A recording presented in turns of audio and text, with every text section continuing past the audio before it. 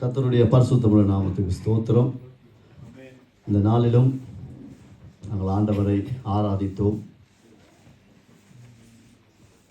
ஆண்டவருடைய வார்த்தைக்காக வந்திருக்கிறோம்.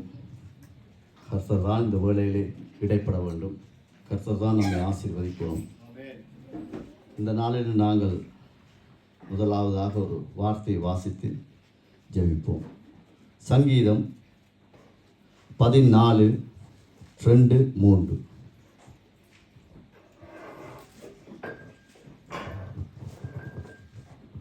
தேவனை தேடுகிற உணர்வுள்ளவன் உண்டோ என்று பார்க்க கர்த்தர் பரலோகத்தில் இருந்து மனுபுத்திரரை கண்ணோக்கினார்.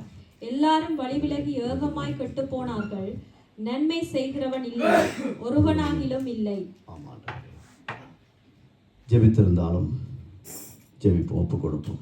பரிசுத்தமுள்ள பரலோகத்தில் இருக்கிற எங்கள் அப்பா, உங்களை நம்பி வந்திருக்கிறோம் சுவாமி. இந்த நாளிலும் ஆண்டவரே, நீர் எங்களோடு பேசுவீராக. ஆண்டவரே, இந்த இடத்துல மனுஷனுடைய ஞானம், மனுஷனுடைய அறிவு, மனுஷனுடைய ராஜரீகம் ஒன்றுமே இதில் இடைபடக்கூடாது. கர்த்தருடைய பரிசுத்த ஆவியானவர் ஆண்டவரே எங்களுக்கு வாயாயிருந்து உமது வசனத்தை அனுப்பி எங்கள் ஒவ்வொருவரையும் திடப்படுத்தி பலப்படுத்தும்படியாக ஜெபிக்கிறோம். இந்த இடத்திலே உமது நாமம் மாத்திரம் மகிமையடைய எங்கள் ஒவ்வொருவரையும் பயன்படுத்தும். இயேசுவின் நாமத்தில் பிதாவே, ஆமென். நாங்கள் வாசித்தபடி நாங்கள் ஆராதனை என்றால் முதலாவது இன்றைக்கு ஞாயிற்றுக்கிழமை எல்லாரும் ஆராதனைக்கு வந்திருக்கிறோம். நல்லது. முதலாவது அதில் பகுதி நாங்கள் வந்து சுத்திகரிப்பு. ஆராதனையிலே முதலாவது இடம்பெறுவது சுத்திகரிப்பு என்றால் பரிசுத்தமுள்ள அப்பாவை கிட்டி சேரும்போது நாங்கள் அசுத்தத்தோடு போய் நிற்க இயலாது. அதனால் ஆராதனையிலே முதல் பகுதி சுத்திகரிப்பு. இரண்டாவது, நாங்கள் அவருக்கு நன்றி செலுத்தணும். ஆண்டவரே, அப்பா, நீங்கள் எங்களுக்கு இந்த காரியத்தில் எங்களுக்கு இதை செய்திருக்கிறீங்க, அதை செய்திருக்கிறீங்க, நல்லது, நன்றி செலுத்து. மூன்றாவது பகுதி ஒன்று திருச்சபைகளின் நிர்வாகத்தின்படி வளமையின்படி விண்ணப்பம். விண்ணப்பம் என்றது ஒவ்வொருத்தரும் ஒவ்வொரு விதமாக கேட்பாங்க. இப்போ யோசுவா அவங்களோட அப்பாட்ட கேட்டால் இதை கேட்பார், ஒரு டாய்ஸ் காரை கேட்பார், ஒரு சின்ன ஒரு பிளாஸ்டிக்கில் ஏதாவது ஒரு சாமான் கேட்பார். உண்மையான காரை தாங்கன்ட்டு அவர் கேட்க மாட்டார், அவர் வாங்கி கொடுக்க மாட்டார். என்றால் அவருடைய வயதின் எல்லை அது, அவருடைய பலத்தின் ஞானத்தின் அளவுக்கு தான் அந்த பிள்ளை கேட்குது. அதே போல் இந்த இடத்துல மார்க்கஸ் கேட்டால், அப்பா எனக்கு ஒரு சின்ன டோய் கார் வாங்கி தாங்கண்டா, சிரிப்பு வந்துடும். கேட்கவே மாட்டாங்க. அப்படிப்பட்ட வாலிப பிள்ளைகள் யாருமே கேட்க மாட்டோம். அவன் உண்மையான காரை தான் கேட்பான். டிரைவிங் லைசன்ஸ் எடுத்தாச்சு, கார் வாங்கித்தா. காரணம் என்னென்னா அவனுடைய வயது எல்லை கொஞ்சம் யோசுவாவை பார்க்கலும் மேலாக இருக்கிறது. அதே போல தான் நாங்கள் ஆராதனை பகுதியிலே கடவுளிடத்தில் கேட்கும்போது எங்களுடைய விசுவாசத்தின் வீரியம் அல்லது அளவு, வைராக்கியத்தை அளவு அதன்படி தான் நாங்கள் கேட்போம். ஆரம்பத்தில் விசா இல்லை, கடன், அது இதுன்னு சொல்லி கேட்டுக்கொண்டிருந்தோம். ஆனால் இப்போயும் அப்படியே நாங்கள் கேட்டுக்கொண்டிருந்தால் நாங்கள் சின்ன பிள்ளைகளாக தான் இருக்கிறோம்.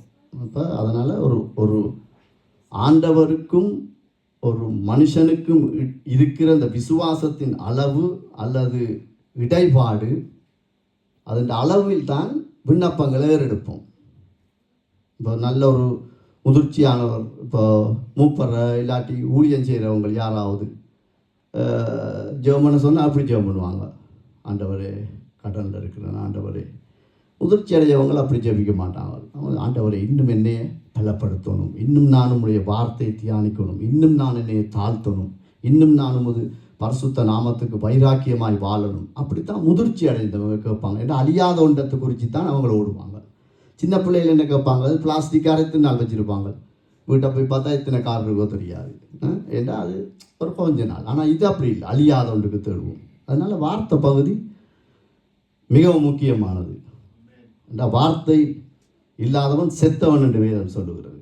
அதனால் நாங்கள் இன்றைக்கு இந்த வார்த்தை பகுதியிலே நாங்கள் முதலாவது வாசித்தபடி அங்கே ஆண்டவர் ஆதாமை உருவாக்கினது நாள் முதற்கொண்டு வெளிப்படுத்தல் வரைக்கும் ஆண்டவர் எங்கள் மேலே ஒரு குறையை சொல்லிக்கொண்டே இருக்கிறார்.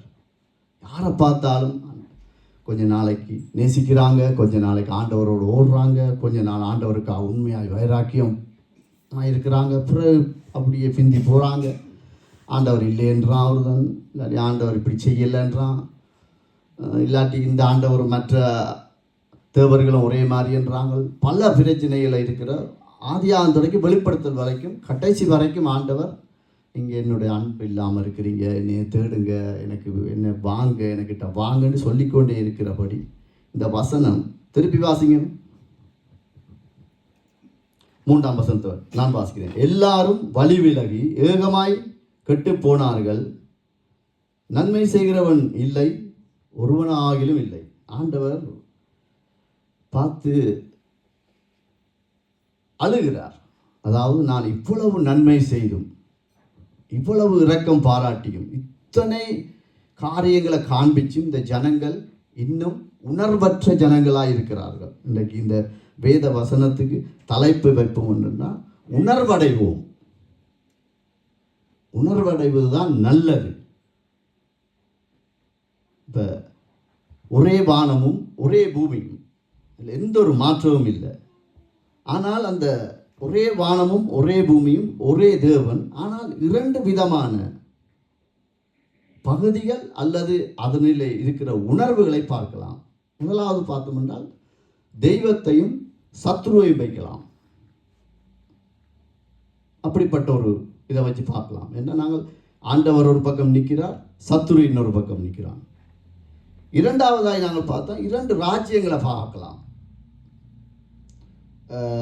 மற்றது ஒரு தேவ மனுஷனையும் இன்னொரு மனுஷனையும் பார்த்தோம் என்றால் ஆதாமையும் நோவாவையும் நாங்கள் பார்க்கலாம்.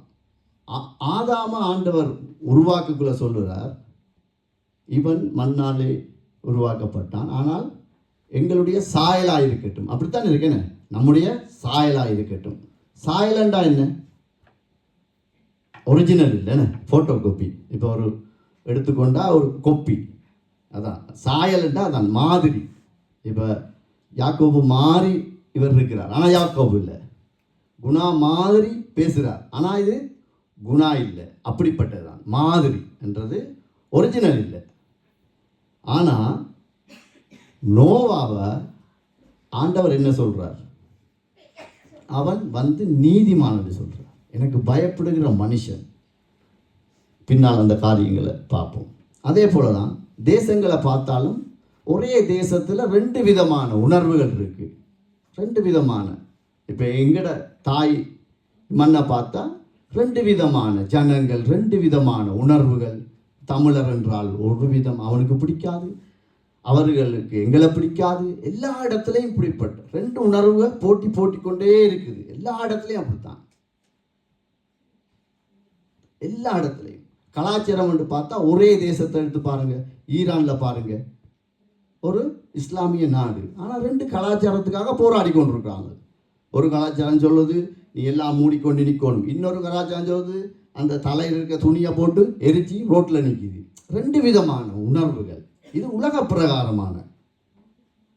அப்போ இப்படிப்பட்ட உலக பிரகாரமான எல்லாவற்றையும் நாங்கள் பார்த்தாலும் கர்த்தர் உலகத்தை பார்த்து சொல்லல, ஒருவனையும் காணையில் யாரை பார்த்து சொன்னார்? இஸ்ரேல் ஜனங்களை, எங்களை பார்த்து சொன்னார். ஏன்னா அவர் தோளில் போட்டு சுமந்து வந்த ஒவ்வொரு பிள்ளைகளையும் பார்த்து தான் அவர் அதை சொன்னார். தேவ ஜனங்கள் கர்த்தரை கனப்படுத்தி உணர்வடைந்து தேவன் கொடுத்த மிக முக்கியமான கட்டளை ஒன்று இருக்கு. அதாவது கடவுளை நம்பி கடவுளிடத்து நாங்கள் நன்மையை பெற்றுக்கொண்டு ஒரு உணர்வோடு வாழக்கூடிய ஒரு மனுஷனுக்கு கடவுள் ஒரு வார்த்தையை இந்த இடத்துல நாங்கள் வாசிப்போம். மத்தேயு 6:33.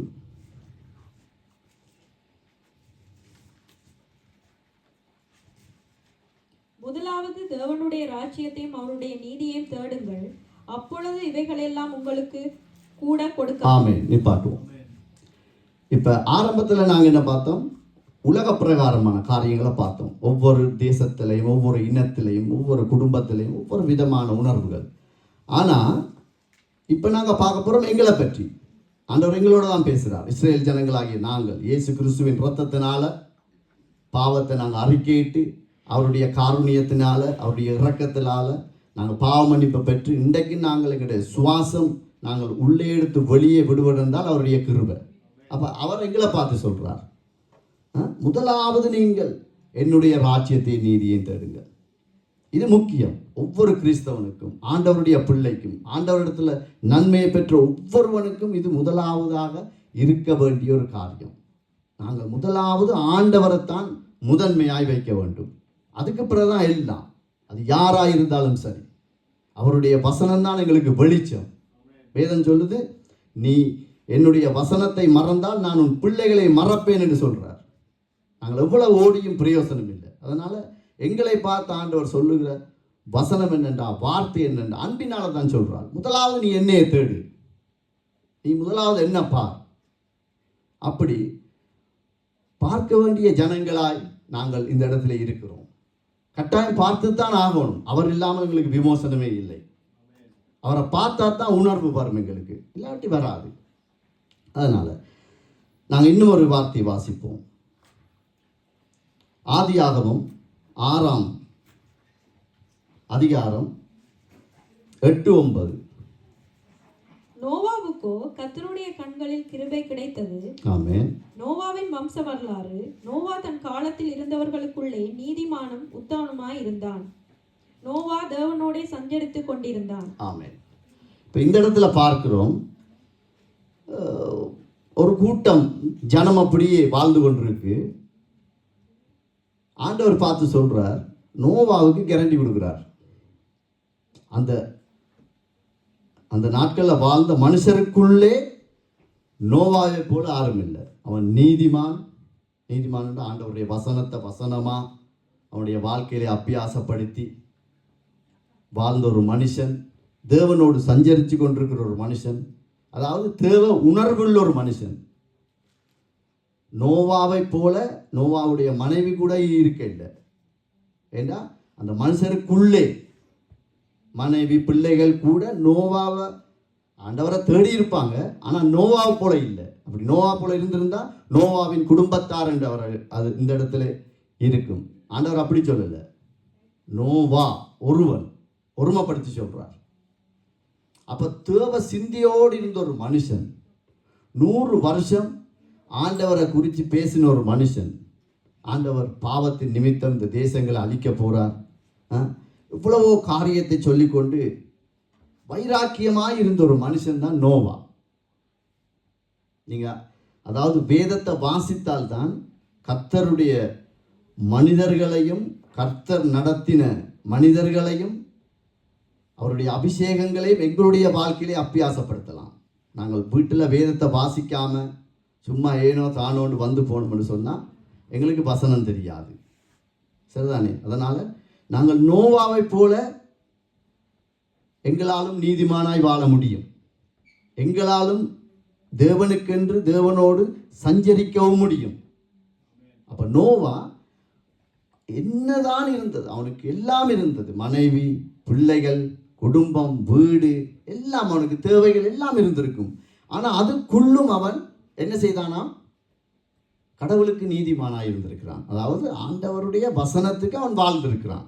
அவ்வளவுதான். இப்போ நீங்கள் ஒரு ஆஃபீஸில் ஒரு ஆள் ஒர்க் பண்ணுதுன்னு சொன்னால், இவர் நல்ல ஒரு பர்ஃபெக்டான ஒரு வேலை ஒரு ஆள் எப்படி சொல்லுவாங்க? 8 மணி என்றால் ஒரு 10-15 நிமிஷம் முந்தி வருவார், அவருக்குரிய வேலையை எல்லாம் செய்வார், முறுமுறுப்பு இல்லாமல். அப்படியெல்லாம் அதாவது அந்த வேலைத்தளத்துக்குரிய ரூல்ஸ் அண்ட் ரெகுலேஷனில் என்ன இருக்கோ அதன்படி அவர் செய்தால்தான் அவருக்கு அந்த சாட்சி கொடுக்கப்படும். அதே போல தான் ஆண்டவர் நோவா பார்த்து சொல்றார், இவன் நீதிமான், இவன் சஞ்சரித்து கொண்டிருக்கிறான் ஆண்டவரோட. ஆனால் இவருக்கு என்ன? மனைவி இருக்கு, பிள்ளைகள் இருக்கு, தோட்டம் துறவு எல்லாம் இருக்கும். அப்படிப்பட்ட நோவா ஒரு விதத்தை பார்த்தால் தேவனுடைய உணர்வோடு வாழ்ந்த ஒரு மனுஷன், ஆண்டவரை தேடிக்கொண்டே இருந்த ஒரு மனுஷன், ஆண்டவருக்காக வைராக்கியம் பாராட்டின ஒரு நல்லொரு மனுஷன், நல்லதுதான். ஆனால் அதே நோவாவுக்குள்ள இன்னொரு உணர்வு இருக்கிறது. அதையும் வேதம் விட்டு வைக்கவில்லை. ஏன்னா வேதத்தில் அப்படியே எழுதப்படுகிறது. நான் ஆரம்ப நாட்களில் இந்த ஒரு சில இந்த பாவம் செய்த ஊழியக்காரர்கள் ராஜாக்களை பற்றி வாசிக்கும் போது நான் ஒரு நாள் குணானன்ட்ட கேட்டேன், இவங்களெல்லாம் இப்படி எழுதியிருக்காங்களே, இவங்க இப்போ என்ன இந்த ஆண்டவர் எங்களுக்கு இல்லை பிரதர், எங்களோட ஆண்டவர் உள்ளதை உள்ளபடியே எழுதியிருக்கிறாரு. அதான் வசனம், உள்ளதை உள்ளபடியே எழுதியிருக்கார், இதிலிருந்து நீ கற்றுக்கொள்ளணும். அப்போ நோவாவுடைய நல்ல பகுதியை மாத்திரம் ஆண்டவர் எங்களுக்கு காண்பிக்கல, இன்னொரு பகுதியும் இருக்கு, நாங்கள் வாசிப்போம், எடுத்துக்கொள்வோம்.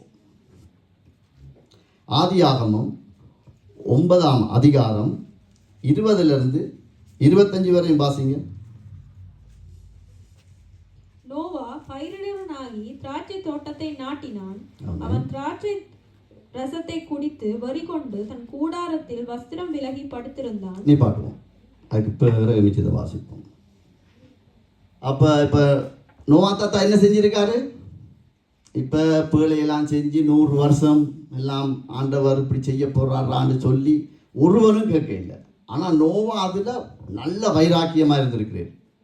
வசனத்தில் கட்டப்பட்ட ஒரு மனுஷனாய் தன்னுடைய குடும்பத்தை காப்பாற்றி ஆண்டவர் சொன்னபடி மிருகங்கள், காட்டு மிருகம், நாட்டு மிருகம் எல்லாவற்றையும் கூட்டிக் கொண்டு காப்பாற்றி அப்படியே இப்போ வெளியே வந்துட்டார். அந்த உணர்வுள்ள சத்தியத்தின்படி வாழ்ந்த ஒரு மனுஷன் வெளியே இப்போ நோவா தாத்தா என்ன செய்கிறாரு? பயிரிடுறாரு. ஓகே, அது தேவைதான், சாப்பாட்டுக்கு தோட்டம் பயிரிட்டு அதுக்கப்புறம் என்ன செய்கிறாராம்? திராட்சை தோட்டத்தை நாட்டிட்டாரு. நாட்டி போட்டு அதுக்கப்புறம் என்ன செய்கிறார்? திராட்சை ரசத்தை குடித்து பின்னுக்கு அப்படியே வாட்சி கொண்டு போனால் அவன் வெறி கொண்டு அவனுடைய வஸ்திரம் தன்னை விட்டு விலகுற அளவுக்கு வெறி கொள்ளுகிறான். யார் இந்த நோவா? நீதிமான் என்று சொல்லப்பட்ட நோவா. கர்த்தருடைய வார்த்தையை தன்னுடைய அத்திவாரமாய் போட்ட ஒரு நல்ல ஒரு பரிசுத்த மகனாய் கடவுளால சாட்சி கொடுக்கப்பட்ட ஒரு நோவா வஸ்திரம் விலகி படுத்திருக்கிறான், விழுந்து கிடக்கிறான், அவனுக்கு ஒன்றுமே தெரியாது. எப்பையும் நாங்கள் எப்படிப்பட்ட கிறிஸ்தவர்களாக இருக்கலாம், ரசிக்கப்பட்ட எத்தனை வருஷமாக இருக்கலாம், அதெல்லாம் நம்பர் இல்லை. வயசுன்றது நம்பர் தான், அது நாங்களாக உருவாக்கி கொண்டது. ஆனால் எப்போ ஒரு கிறிஸ்தவன் ஆண்டவர் அறிஞ்ச பிள்ளை, ஆண்டவரிடத்தில் நன்மையை பெற்றவன் தன்னுடைய மாம்சத்தை திருப்திப்படுத்த நினைக்கிறானோ அவனுடைய வஸ்திரம் விலகும், நிச்சயமாய் விலகும். ஏன்னா ஒரு தேவ மனுஷனு ஆதாமுக்கு கூட ஆண்டவர் இப்படிப்பட்ட ஒரு சாட்சியை கொடுக்கல. இவன் எந்த புள்ள, இவன் எந்த எனக்காக வாழ்ற ஒரு புள்ள, எந்த நீதியில வாழ்ற ஒரு புள்ள, என்னோடு சஞ்சரிக்கிறான். ஆண்டவருக்கும் அவனுக்கும் நடுவுல யாருமே வரையில. அதான் தேவனோடும் நானும் சஞ்சரிப்பது. மனைவியும் வரையலாது, ஊழியக்காரனும் வரையலாது, யாருமே வரையலாது. எனக்கும் உங்களுக்கும் நடுவில், தேவனுக்கும் உங்களுக்கும் நடுவில் யாருமே வராத ஒரு வாழ்க்கை தான் தேவனோடு சஞ்சரிப்பது. அப்படிப்பட்ட நோவா இப்ப என்ன செய்யறாரு? குடிச்சு வெறிச்சு அப்படியே வஸ்திரம் விலகி அப்படியே கீழே வாச்சி கொண்டு போனான். வாசிங்க. அப்பொழுது கானானுக்கு தகப்பனாகிய காம் தன் தகப்பனுடைய நிர்வாணத்தை கண்டு வெளியில் இருந்த சகோதரர் இருவருக்கும் அறிவித்தான். அப்பொழுது சேமும் யாபேத்தும் ஒரு வஸ்திரத்தை எடுத்து தங்கள் இருவருடைய தோள்களின் மேலும் போட்டுக்கொண்டு பின்னிட்டு வந்து தங்கள் தகப்பனுடைய நிர்வாணத்தை மூடினார்கள். அவர்கள் எதிர்முகமாய் போகாதபடியினால் தங்கள் தகப்பனுடைய நிர்வாணத்தை காணவில்லை. ஆமென். பாத்தீங்களா? இப்ப அவன் சாட்சியை இழந்தது மட்டுமில்லை. சரி, நீ ஆண்டவருக்காக நின்றா, ஊழியம் செய்தா, சரி, சாட்சியை இழந்துட்டா, நிர்வாணப்படுத்திட்டா, பரிசுத்த ஆவியானுடைய வஸ்திரம் அவனை விட்டு எடுக்கப்பட்டதாயிற்று. அதான் உண்மை. சத்தியம் அவனை விட்டு போயிட்டு. ஆனால் அதோடு அவன் நிக்கையில பாருங்க, அந்த பாவத்தினுடைய வீரியம் தன்னுடைய மகனுடைய சந்ததியை அவன் என்ன செய்கிறான்? சபிக்கிறான். உண்மையிலே நோவா தாத்தா என்ன செய்திருக்கணும்? அவரை தன்னைத்தானே சபிச்சிருக்கணும். ஐயோ, நான் கடவுளிடத்திலிருந்து இப்படிப்பட்ட ஒரு வார்த்தையை பெற்ற நான் 100 வருஷம் யாருமே நம்பல ஆண்டவரை. பேழையை செய்கிறான். அதான் அந்த வேதத்தை வாசித்தா தான் அந்த ஹிஸ்டரி தெரியும். எல்லாவற்றையும் விளக்கப்படுத்த இயலாது. ஏண்டா சபையினுடைய ஒழுங்கின்படி நேரத்துக்கு என்னுடைய வார்த்தையினுடைய நேரத்தை நான் வைத்து தான் நான் பேசணும். அதனால் நீங்கள் வீட்டில் இதுகளை வாசிக்கணும். 100 வருஷம் கத்தி கத்தி கத்தி கத்தி காய்ச்ச மனுஷன் பிள்ளையினுடைய பிள்ளையை சபிக்கிறான். எவ்வளோ ஒரு பரிதாபத்துக்குரிய நிலை என்று பார்த்தீங்களா? சாட்சி எடுக்கலாம் அது. ஆனால் கடைசி வரைக்கும் மரண பரியந்தம் அவனால் நிற்க முடியலை. ஏண்டா அவனுடைய மாமிசத்தை இன்னொரு உணர்வு அதை மேற்கொண்டுட்டு. அதுதான். மற்றும்படி நோவா தாத்தா நல்ல மனுஷன். அவர் அதாவது அதிகமாய் திராட்சை ரசத்தை குடித்து தன்னுடைய சுயநிலையை மறந்து, கர்த்தரை மறந்து, தேவ பிரசன்னத்தை மறந்து, பரிசுத்த ஆவியானவரை துக்கப்படுத்தி போது யாருக்கும் நாங்கள் ஆசீர்வாதமாக இருக்க முடியாது. நோவாவை போல நிச்சயமாக இருக்க முடியாது. அவன் பிள்ளையை பார்க்கணும், சந்ததியை சாதிச்சு போட்டான்.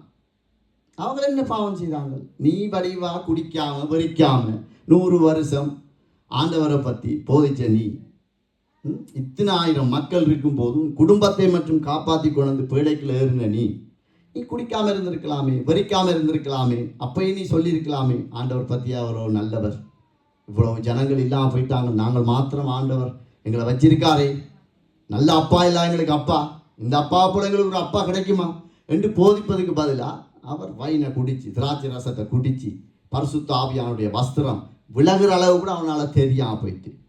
ஒரு கிறிஸ்தவன் அவன் எந்த பெரிய ஊழியக்காரனாகவும் இருக்கலாம், ஒரு சாதாரண ஒரு விசுவாசியாக இருக்கலாம், என்ன போல, இல்லாட்டி வளர்ச்சி அடைந்த ஒரு விசுவாசியாக இருக்கலாம். தன்னுடைய சொந்த மாம்சம் என்று சொன்னால் அதுக்குள்ள எல்லாம் வரும். அதை திருப்திப்படுத்த நினைக்கிறவன் முதலாவது தேவனுடைய ராஜ்யத்தின் நீதியம் தேடாமல் போய்விடுவான். அது போனால் நோவா தாத்தா சந்ததியை சபிச்சாரு.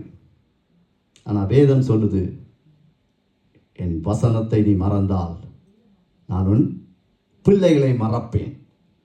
அந்த சாபம் வந்துடும். அதனால் இந்த நோவா தாத்தா மாதிரி நாங்கள் இருக்கக்கூடாது. வெளியால் ஒரு முகம், உள்ளுக்குள்ள ஒரு முகம். யூதாஸ் காரியத்து கூட இயேசு கிறிஸ்துவோடு இருக்கக்குள்ள அவன் அந்நிய பாஷை பேசிக்கொண்டு தான் வந்திருப்பான். ஏன்னா இயேசுவோடு தானே இருக்கிறான். 2 முகம். அதே போல தான் நாங்கள் இருக்கக்கூடாது. நாங்கள் இன்னொரு மனுஷனை, நோவா தாத்துக்கு ஒப்போசிட்டாக நாங்கள் இன்னொரு மனுஷனை பார்க்க போகிறோம். இப்போ வாசிப்போம். ஏனோக்க குறிச்சி ஆதியாகவும் 5வது அதிகாரம் 21 to 24 வரையும் வாசிங்க. ஏனோக்கு 65 வயதான போது மெத்துசலாவை பெற்றான். ஏனோக்கு மெத்துசலாவை பெற்ற பின் 300 வருஷம் தேவனுடனே சஞ்சரித்துக் கொண்டிருந்து குமாரனையும் குமாரத்திகளையும் பெற்றான். ஏனோக்குடைய நாளெல்லாம் 365 வருஷம். ஏனோக்கு தேவனோடே சஞ்சரித்துக் கொண்டிருக்கையில் காணப்படாமல் போனான். தேவன் அவனை எடுத்துக்கொண்டார். ஆமென், ஆமென். இப்ப இன்னொரு மனுஷனை காட்டுறார். இது ஆதாமுக்கு முந்திய ஒரு தேவ மனுஷன். இப்போ அவனும் தேவனோடு சஞ்சரித்து கொண்டு தான் இருக்கிறான். அவனுக்கும் குடும்பம், பிள்ளைகள், அவனுக்குரிய வீடு, அவனுக்குரிய வேலை, அவனுக்குரிய வருமானம் எல்லாவற்றிலும் அவன் இருந்து கடவுளோடு சஞ்சரித்து கொண்டிருக்கும் போதே அவன் காணப்படாமல் போயிட்டான். அது அவனுடைய மரண பரியந்தம், அதாவது அவனுடைய கடைசி இந்த பூமியிலே சுவாசத்தை முடிக்கும் வரைக்கும் அவன் பரிசுத்தரை கனப்படுத்தி இருக்கிறான். இது இன்னொரு மனுஷன். அப்ப இந்த நோவாவுக்கும் இவருக்கும் என்ன வித்தியாசம்? இவருக்கு 2 வகையான உணர்வுகள். ஏனோக்குக்கோ ஒரே உணர்வு தான், பாவம் செய்திருக்கலாம். ஆனால் மனம் திரும்பின பிற்பாடு கடைசி வரைக்கும் அவன் கர்த்தரோடு சஞ்சரித்தான்னு தான் வேதாகமம் எங்களுக்கு பதிவு செய்யும். ஓகே, இப்போ நாங்கள் வேதத்தில் இருந்து 2 மனுஷரை பார்த்துட்டோம். இந்த வேதத்தில் இருக்கிற வசனத்தின்படி, சத்தியங்களின்படி இதை எங்களோடு ஒத்து பார்ப்பதற்காகத்தான் கர்த்தர் எங்களுடைய கையிலே இந்த பரிசுத்த வேதாகத்தை கொடுத்திருக்கிறார். நான் நினைக்கிறேன் கிட்டத்தட்ட ஒரு 700-800 வருஷத்துக்கு முதல் பரிசுத்த வேதாகவும் கைகளிலே இருக்கல, சுருள் தான் இருந்தது. வேத ஆராய்ச்சியாளர்கள் அவர்களின் அறிவின்படி, அவர்கள் கூற்றின்படி. ஆனால் எங்களுக்கு இப்போ கையில் இருக்குது, எந்த மொழியில் வேணுமோ இருக்குது. இங்கிலீஷில் இருக்குது, தமிழில் இருக்குது, நெதர்லாண்ட்ஸில் இருக்குது, சிங்களத்தில் இருக்குது, என்னவும் இருக்குது, அரபியில் கூட வந்துட்டு இப்போ. அப்போ இப்படிப்பட்ட வசனங்களை நாங்கள் வாசிச்சுட்டு அப்படியே விட்டுறக்கூடாது. இந்த வசனத்துக்கும் எங்களுக்கும் என்ன தொடர்புன்றதை நாங்கள் வச்சு பார்க்கணும். அதுதான் இதில் இருக்கிற பெஸ்ட். நான் ஆரம்பத்தில் சொன்னேன்ல, இந்த ஆராதனையில் 1வது பகுதி, 2வது பகுதி, 4வது பகுதி வந்து போசிப்பு. வயதுக்கேற்ற 1வது சுத்தத்தோடு வர்றது, நன்றி செலுத்துறது, 2வது, 3வது எங்களுடைய விண்ணப்பங்களை சொல்கிறது, 4வது ஆகாரம். அது முக்கியம், ஆகாரம் முக்கியம். இப்போ அம்மா அப்பா ஆகாரம் கொடுக்கும்போது எல்லா நாளும் ஒரே விதமான ஆகாரம் கொடுக்க மாட்டாங்க. ஒரு புள்ள கொஞ்சம் சோர்ந்து வயிற்றுக்குள்ளே பிரச்சனை அப்படி இப்படின்னு என்ன செய்வாங்க, இறைச்சி நல்லா தாளித்து எண்ணெய் ஸ்வீட்டாலாம் கொடுப்பாங்களா? இல்லை. என்ன செய்வாங்க, நல்லா பாவக்காய் எல்லாம் ஆக்கி என்ன கொஞ்சம் கைக்கும் தான், பாவக்காய் சப்பும் போது கைக்கும் தான், வெப்பம் துளிரை அரைச்சி ஒரு கரண்டியில் ஊற்றி அப்படியே உள்ளுக்குள்ளே வச்சு அப்படியே குடிண்டுவாங்க. அது கைக்கும் தான், ஆனால் அது நல்லது. ஆமென். கர்த்தருடைய வசனம் ஒன்றும் தீமைக்காய் அல்ல. நாங்கள் இவர்களை பார்ப்பது மாத்திரமில்லை, எங்களை அதில் இடத்த வச்சு பார்க்கணும். யாரையும் குற்றப்படுத்தல, நம்மை நாமே எங்களை சுத்திகரிக்கணும். வேத வசனத்துக்கு நாங்கள் உண்மையாக இருக்கணும். அப்போ இந்த நோவா தாத்தாவையும் ஏனோக்கையும் வைத்து பார்க்கும்போது எங்களுடைய நிலை என்ன? இப்போ நாங்கள் இப்போ இந்த இடத்துல இருக்கிறோம், யோசிச்சு பார்ப்போம். தற்போது எங்களுடைய நிலை ரட்சிப்பு என்ன, தேவனுக்குரிய கணம் இருக்குதா? கேள்வி. அது நாங்கள் எங்களை இருதயத்தில் தான் அதுக்கு பதில் சொல்லணும். ரட்சிப்பு என்றால் என்ன? நாங்கள் இயேசு கிறிஸ்துவின் ரத்தத்தினால. பாஸ்டர் ஐயா சும்மா இருக்க மாட்டார், என்ன செய்வார்? ஞானஸ்தானம் பண்ணா போட்டு வறுத்து போட்டுத்தான் மூங்கி எடுப்பார், அப்படித்தானே? நீ என்னத்துக்காக ஞானஸ்தானம் எடுக்கிறா? ஏன்னு சொல்லு. சும்மா ஏதாச்சும் சொன்னா சிச்சி அது சரி வராது, சரியானதை சொல்லு. கேள்வி கேட்டு அப்போ அறிக்கையிடுவாங்க. நான் இயேசு கிறிஸ்து எனக்காக பாடுபட்டு ரத்தம் சிந்தியிருக்கார், அதுக்காகத்தான் நான் ஞானஸ்தானம் எடுக்கிறேன். ரட்சிப்பு, இந்த தேவனுக்குரிய கணம் இன்றைக்கு இருக்கா எங்களுக்குள்ள? சபை மக்களிடத்துல இருக்கா?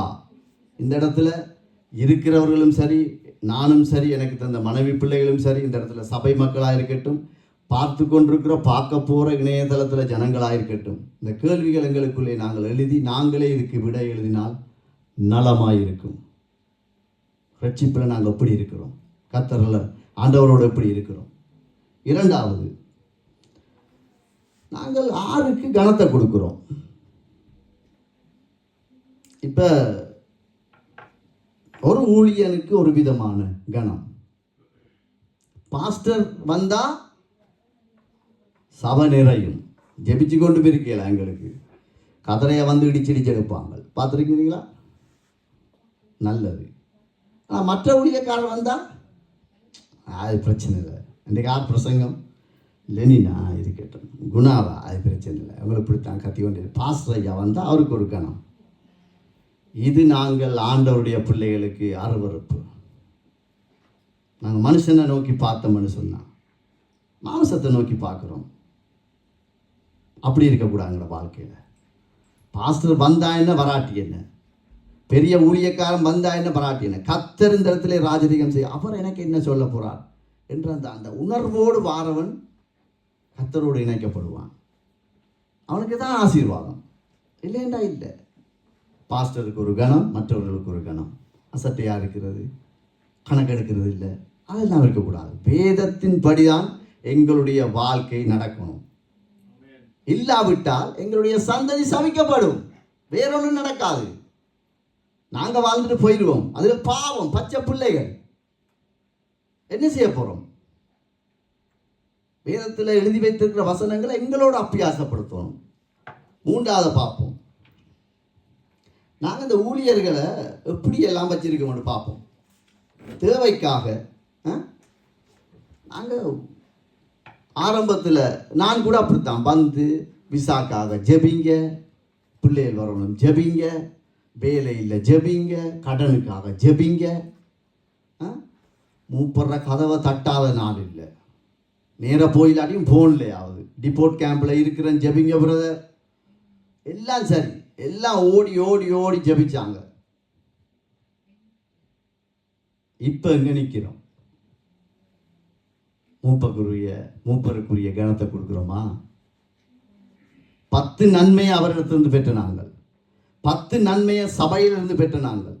எங்களுக்கு தெரியாமலே நீங்கள் எத்தனை பேர் எங்களுக்காக நீங்கள் ஜெபம் பண்ணியிருப்பீங்க? எங்களுக்கு தெரியாது. நீங்கள் வீட்டில் தனிமையிலிருந்து இந்த மனுஷனுடைய குடும்பம் வரணும், இந்த குடும்பம் வரணும், அந்த குடும்பம் வரணும், அந்த பிள்ளைக்கு நல்லது நடக்கணும், எத்தனையோ பேர் ஜெபிச்சு கொண்டு தான் இருக்கிறாங்க. ஆனால் இப்போ எல்லாம் கிடைச்சிட்டு எங்களுக்கு நோவா தாத்தா மாதிரி. இப்போ பிஸி. இப்போ என்னது பிஸி எங்களுக்கு? என்ன எங்களுக்கு இப்போ விசா இருக்கு பிரதர், வேலை இருக்கு பிரதர், திருமணம் ஆகிட்டு எல்லாம் நடந்துட்டு பிள்ளையும் இருக்கு.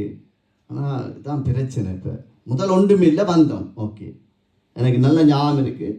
செந்தூருடன் ஒரு கேம்ப் ஒன்று இருந்தது. இங்கேருந்து கிட்டத்தட்ட 195 கிலோமீட்டர். அந்த இடத்துல ஆரம்பத்தில் இந்த ஜீவோட திருச்சபையிலேருந்து டிக்கெட்டுக்கு எங்களுக்கு பே பண்ணுவாங்க. அப்போ நாங்கள் 6 பேர் அங்கேருந்து வருவோம்.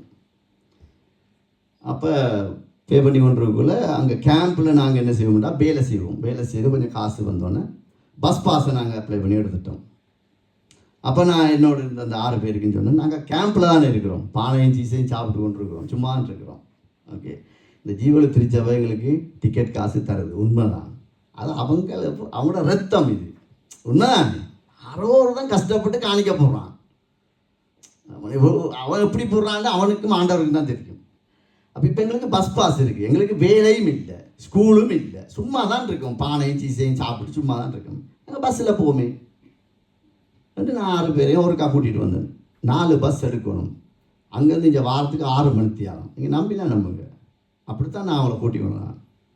2வது கிழமை சொல்லிட்டாங்க, சரி வராது. நான் சொன்னேன், உங்களுக்கு டிக்கெட் காசு வேணும்னா நீங்கள் கேளுங்க, நான் வாங்கி தர மாட்டேன். ஏன்னா நான் தான் அவங்களுக்கு வாங்கி கொடுத்தாள். நான் எனக்கு கேட்க மாட்டேன், எனக்கு வேண்டாம், நான் பஸ்ஸில் போவேன், ஏன்னா எனக்கு இருக்குது பஸ், பிரச்சனை இல்லை. எத்தனை பேர் வந்தாங்க.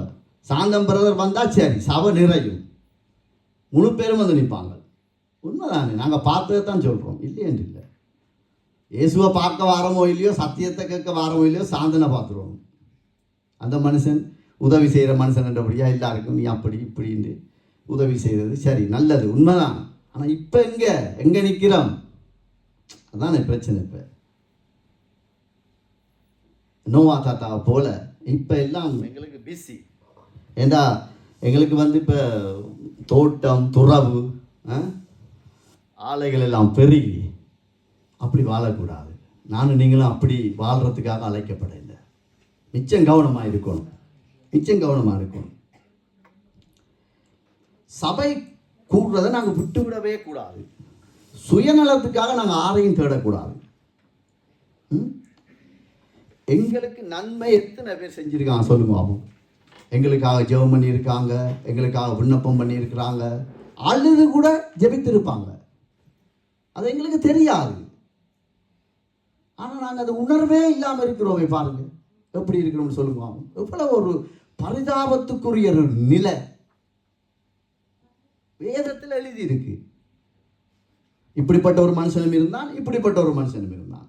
அப்போ நாங்கள் நோவாவை போல எங்களுடைய சந்ததி சந்ததியாய் சபிக்கப்பட்டு நாங்கள் போகிறோமா? இல்லாட்டி நாங்கள் கர்த்தரோடு இடைபெற போகிறோம். இது பெரிய ஒரு சவால், எங்களுக்கு பெரிய ஒரு கேள்வி.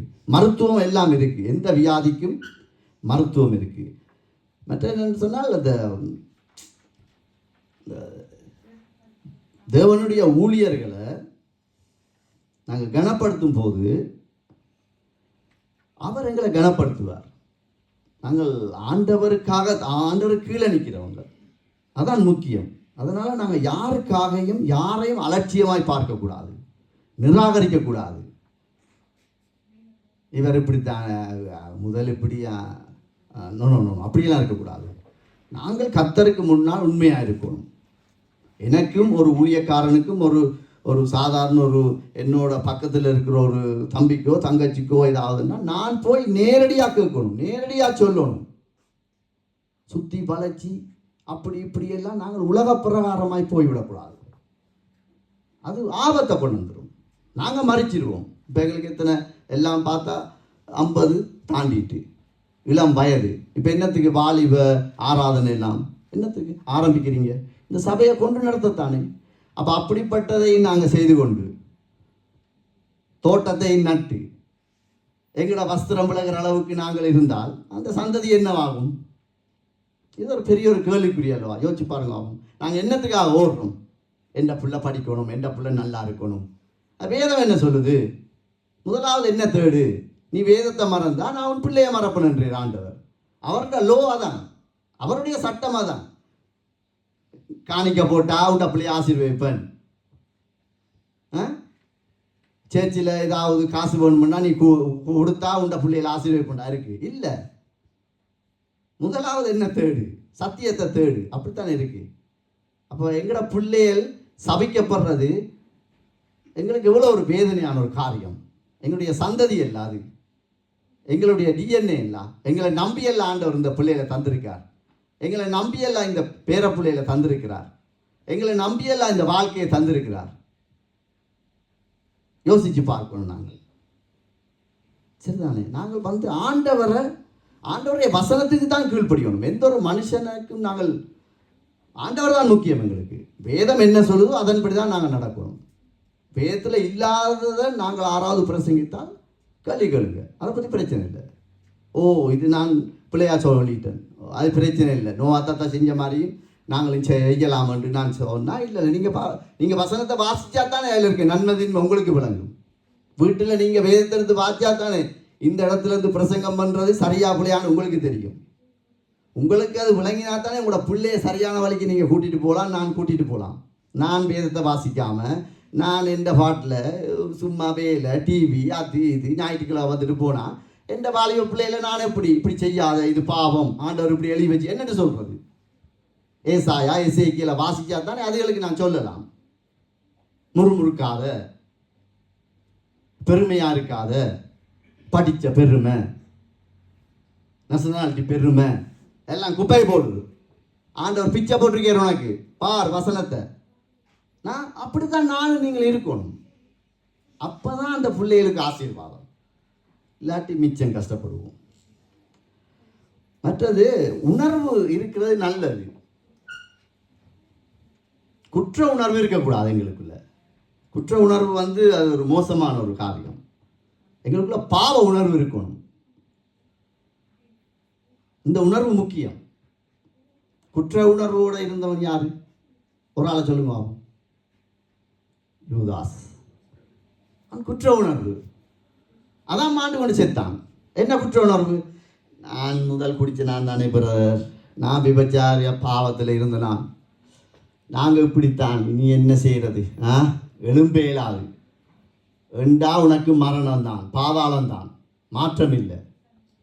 அவன் என்ன செய்தான்? இயேசுவை ஒரு முத்தத்தை தான் கொடுத்தான், காட்டி கொடுத்தான், வேற ஒன்றும் செய்யலை. அவன் பேதுரு என்ன செஞ்சாரு? மறுதளிச்சு தூசித்தாரு. தூசித்த கெட்ட வார்த்தையில் பேசிக்கான். இவன் கல்லன் அப்படிதான் சொல்லியிருப்பாரு. பள்ளிக்கூடத்தில் அப்படி வார்த்தையில நாங்கள் பிரயோகிக்கக்கூடாது. உங்களுக்கு தெரியும். தூசிச்சிருக்கான். எப்படி தூசிச்சவன்? கெட்ட வார்த்தையெல்லாம் தூசிச்சிருப்பான். ஆனால் அவனுக்குள்ள என்ன இருந்தது? பாவ உணர்வு. ஐயோ நான் குல விட்டுட்டனே, இதுல இருந்து நான் எப்படி வெளியே வாரது? நான் தூசிச்சிட்டேன், சரி இனி நமக்கு வாழ்க்கை இல்லை. தூசிச்ச மனுஷனை ஆண்டவர் கேட்கிறார், என் ஆடுகளை மேய்ப்பாயா? இதுதான் மனம் திரும்புதலுக்குரிய ஆசீர்வாதம். நீங்களும் நானும் மனம் திரும்ப வேண்டிய இடத்துல மனம் திரும்பினா உங்களோட சந்ததியை நாங்கள் ஆசீர்வதிப்போம். எங்களோட சந்ததிக்கு நாங்கள் ஆசீர்வாதமாக இருப்போம். அந்த சந்ததிக்குரிய துறவுகோல் நாங்கள் காட்டுவோம். இங்கே பார், நான் குடிச்சவன் தான், பறிச்சவன் தான், விபச்சாரத்தில் இருந்தவன் தான், எல்லாம் செஞ்சவன் தான். பண ஆசை, பொருளாசை, பேயாசை எல்லாம் இருந்தது. யாரையும் பார்த்தா ஒரு இச்சை.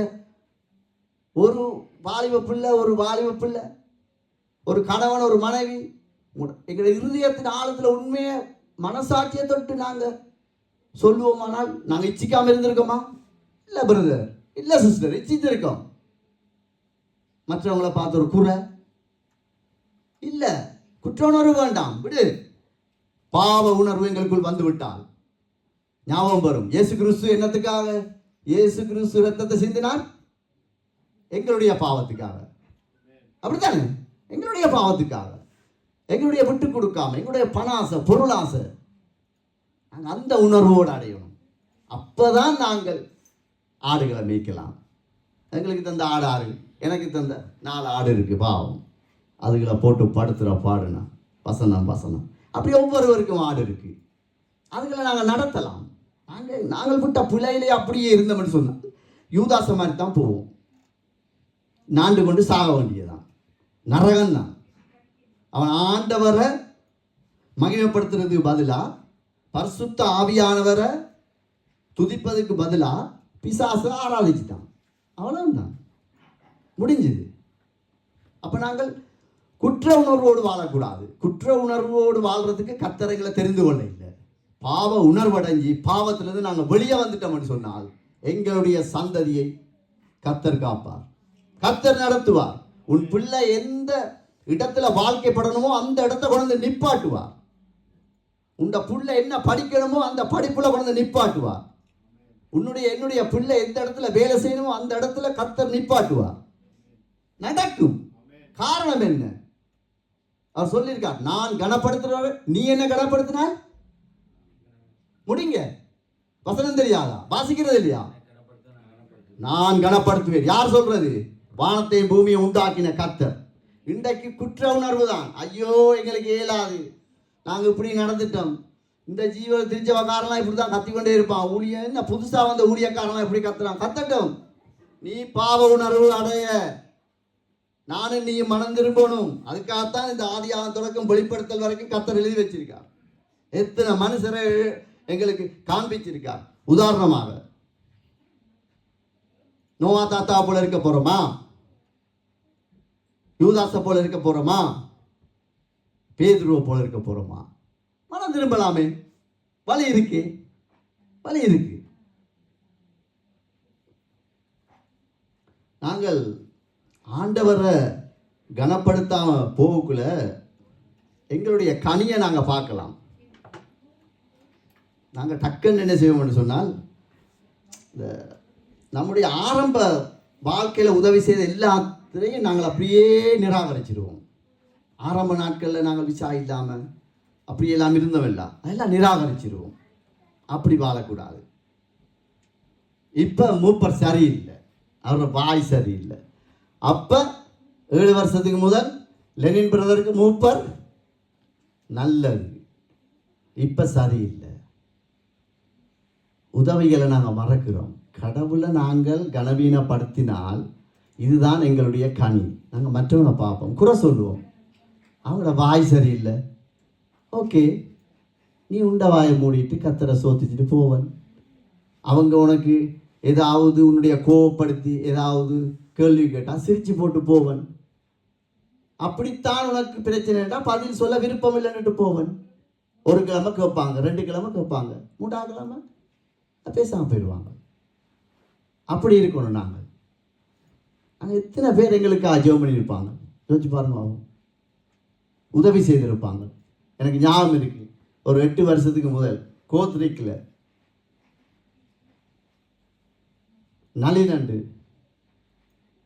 தம்பி மாதிரி ஒருத்தன் ஞாயிற்றுக்கிழமையில் இங்கே வருவான். வந்தவனுக்கு அப்பா அண்ணன் என்ன பாமசியில் கூட்டி கொண்டு போய் மருந்து வாங்கி தருவான், வச்சுக்கொள்ளுங்க தேவைப்படும். இப்போ பாஸ்போர்ட் இருக்கு, பச்சை கார்டு இருக்கு, கார் இருக்கு, பிள்ளைகள் படிக்கிறாங்க, பிள்ளைகள் வேலை. அவனை நியாயத்தா அப்படி இருக்கும் என்னுடைய வாழ்க்கை. என் பிள்ளையும் அதான் செய்யும், என் பிள்ளையும் அதான் செய்யும். ஏன்னா என்னையத்தான் என் பிள்ளை பார்க்குது. அப்படி நாங்கள் இருக்கக்கூடாது. குற்ற உணர்வு இன்றைக்கு நீங்கள் வெளியே வந்தீங்கன்னு சொன்னால் உங்களுக்கு ஆசீர்வாதம். இந்த ஆன்லைனில் பார்க்க போகிற யாராக இருந்தாலும் சரிதான், எழுதுங்க.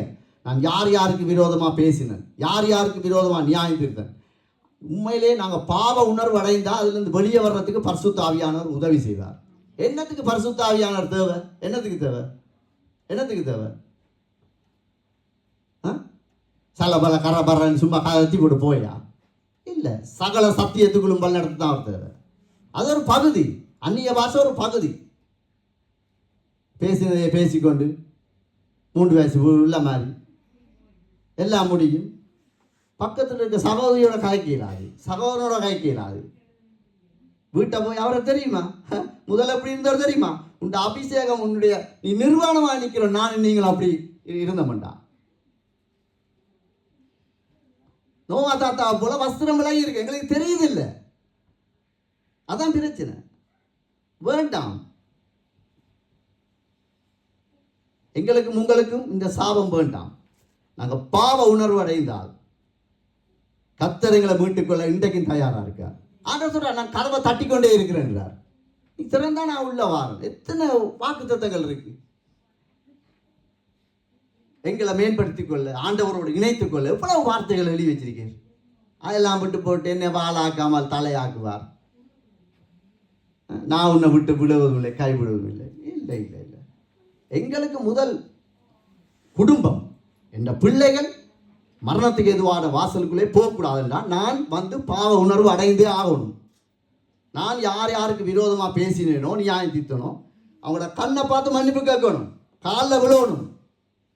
அப்போதான் பரிசுத்த ஆவியானவர் என்னை முத்தரிப்பார். தாழ்மை உள்ளவனுக்கோ கிருபை, கிருபை இல்லாமல் ஒன்றும் செய்யலாது.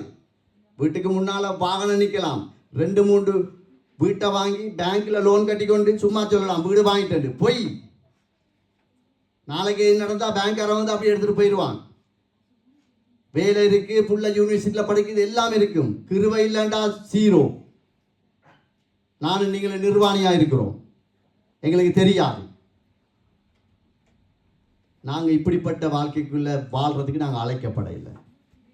நாங்கள் இதுக்காக அழைக்கப்படலை. அதனால நாங்கள் உணர்வடைந்த பிள்ளைகளாக இருக்கணும். அது மிகவும் முக்கியம். உணர்வு இருப்பது நல்லது. நான் ஆரம்பத்தில் சொன்னது, இப்போ ஒரு நோவு வாரது நல்லது. இப்போ ஒரு ஆள் வந்து குனிஞ்சி ஒரே வேலை செய்கிற ஆளுக்கு இடுப்பு நோ இருக்கும். ஆனால் அந்த மூளைக்கும் அந்த நரம்புக்கும் இருக்கிற கனெக்ஷன் சரியில்லைண்டா அது தேஞ்சு அப்படியே இல்லாமல் போயிடும். நோய் இருக்கிறது நல்லது. குஷ்டரோகியில பாருங்க, அழுகும், ஆனால் அவனுக்கு நோவாது, அழுகிக்கொண்டே இருக்கும். ஏன்னா அந்த மூளைக்கும் அந்த கை கால் எந்த இடத்துல அவனுக்கு காயம் இருக்கோ அழுகுதோ அதுக்கும் தொடர்பு இல்லை. அதான் உணர்வற்ற நிலை.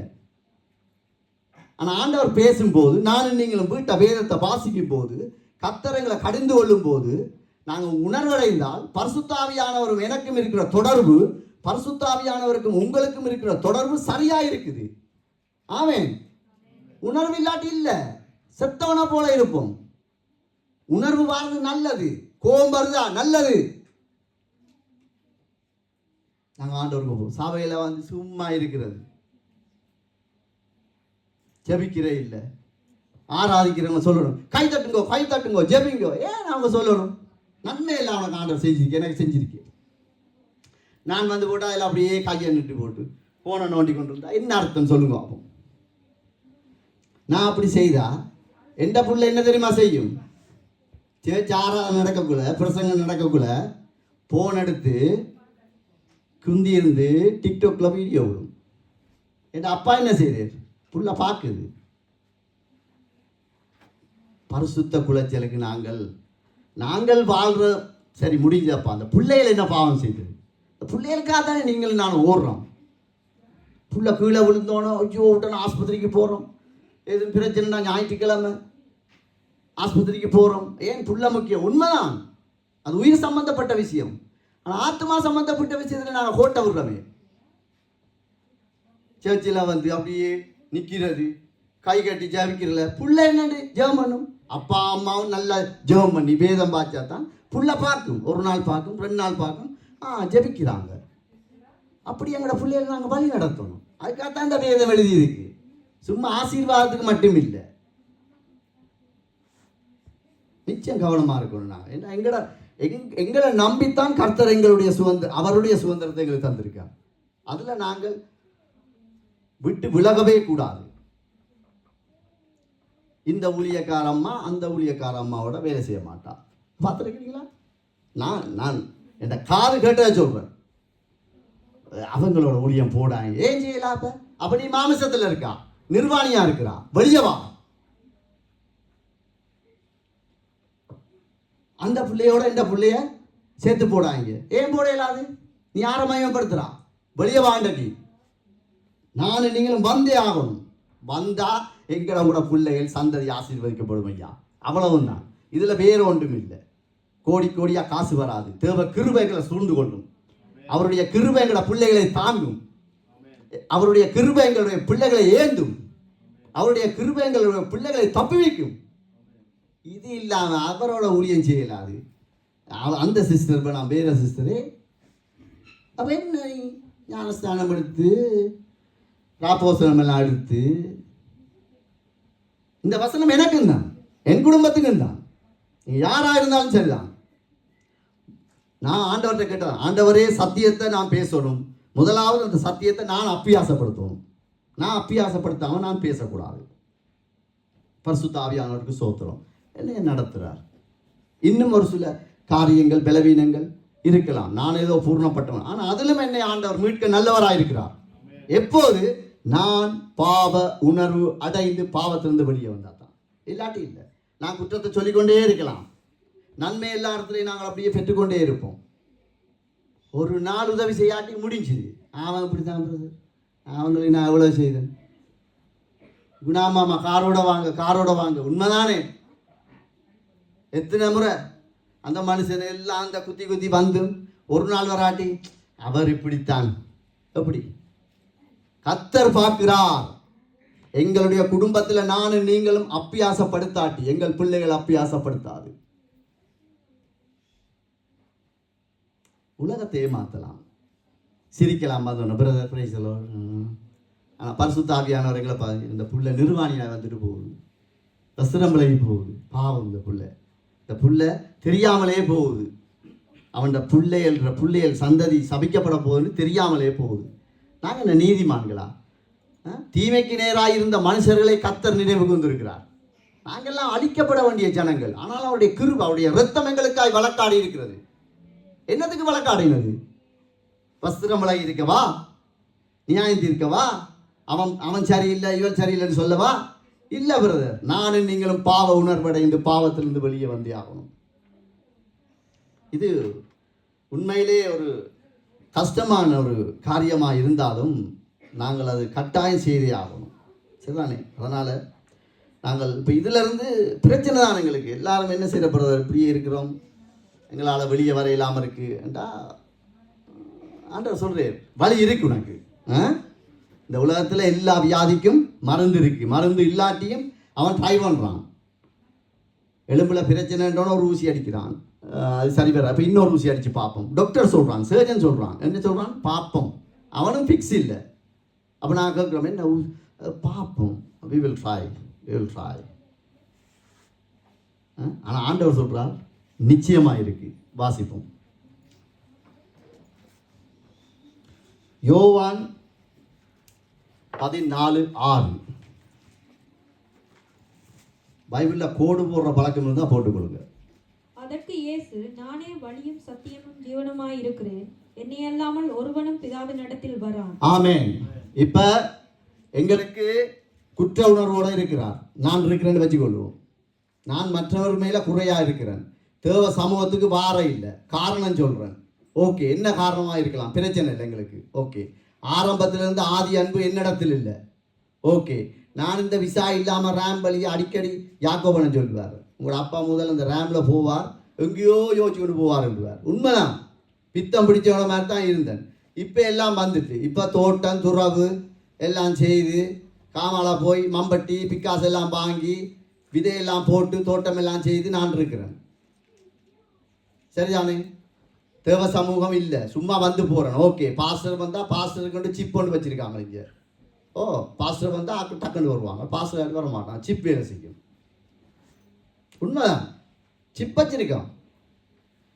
பாஸ்டர் வந்து ஆக்கல கோபிச்சாலும் சரி, இந்த பலிபீடத்தில் நின்று ஆண்டவருடைய வசனத்தை தான் உங்களுக்கு மட்டுமில்லை எனக்கும் சொல்கிறேன். ஜீவோலி திருச்சபையுடைய நிர்வாகம் நீ இப்படி பேசக்கூடாது, ஊழியத்தை நிப்பாட்டினாலும் எனக்கு பிரச்சனை இல்லை. நான் வேதத்தை வேதமாக தான் நான் அப்பியாசப்படுத்துவேன், அதைத்தான் நான் பேசுவேன். அதை பற்றி நான் பயப்பட மாட்டேன். எனக்கு என் அப்பா பரலோகத்தில் இருக்கிறார், அவ்வளவுதான்.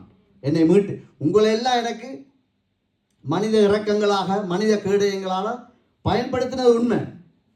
உதயா சிஸ்டர் எல்லாம் இருக்கா, புருஷனில் இருக்கக்குள்ள ஓடி ஓடி வந்து பாட்டு போடுவா, எல்லாம் போடுவா, அப்புறம் செப்பிக்கணும் பாங்க முத சேர்த்துக்கு என்ன அதை தான் கூட்டிகிட்டு போனது. நீ பரவணும் வா. அப்போ இப்போ எனக்கு எல்லாம் நிறைவு. ஃபுல்லாக யூனிவர்சிட்டியில் படிக்குது, ஃபுல்லாக எல்லாம் முடிஞ்சது, வேலை செய்கிறாங்க, ஹாஸ்பிட்டலில் வேலை எல்லாம் சரி. ஆனால் இப்போ எனக்கு என்ன குற்ற உணர்வு, அவர் சரியில்லை இவர் சரியில்லை. தூரம் பிரதர், ட்ராஃபிக்கில் கொஞ்சம் நின்று வரது பிரச்சனை இல்லை. இப்போ கூட நான் பார்க்கல திரிஞ்ச இல்லை. ஓகே, பிள்ளைங்க பிரதர் எக்ஸாம் படிக்குது, எங்கே நிற்கிறேன் நான்